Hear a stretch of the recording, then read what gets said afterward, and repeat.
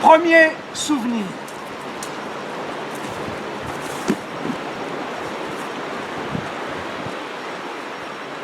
Ma mère, au pied de l'escalier.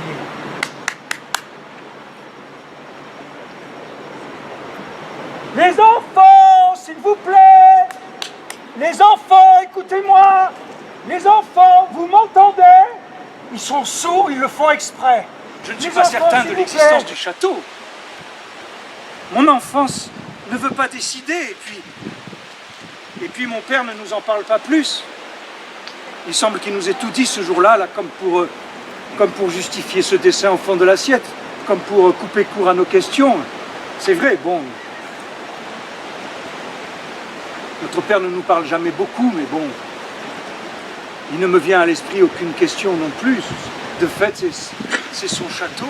Je me souviens de mon père qui disait il fait sécher ses récoltes de blé et de maïs sur les parquets du château. Je l'ai vu de mes yeux vus. Je dis que c'est sa négligence, pour ne pas dire son indignité, qui préparait depuis longtemps cet accident absurde.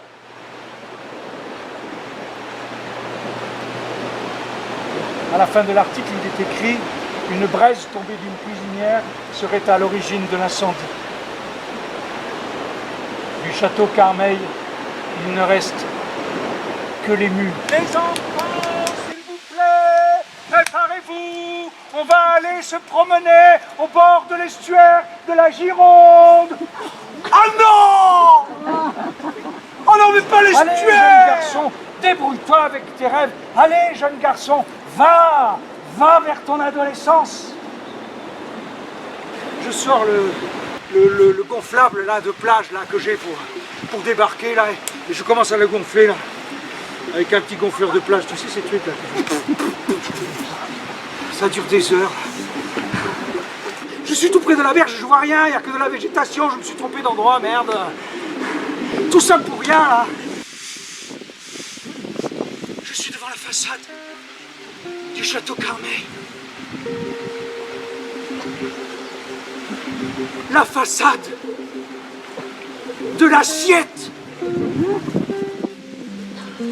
Je n'arrive pas à calmer ma respiration. Je n'arrive pas à calmer les battements de mon cœur. Je suis en enfance, comme après une course folle. Et je suis le héros en culotte courte d'une aventure dans la bibliothèque verte. Eh! Je viens de trouver le trésor! Eh! Et puis la familiarité avec l'endroit, mais je me sens comme chez moi. J'entre dans un secret, le temps se contracte. Mon enfance et celle de mon père se confondent. Je suis obsédé. Je suis obsédé, là. Je n'arrive pas à me défaire de cette histoire. Pendant presque 10 ans, j'y retourne régulièrement. Je débarque clandestinement avec des outils. Un jour, je débarque avec un cric hydraulique, je soulève le perron, là, je prends les balustres, j'en fais des lampes, j'en offre à toute la famille. Et je suis obsédé. Non, ça va maintenant, c'est bon, hein, ça suffit. Moi, je voudrais tourner la page. Hein. Moi, je veux mettre un point final, là. C'est vrai, là, je voudrais clore le chapitre.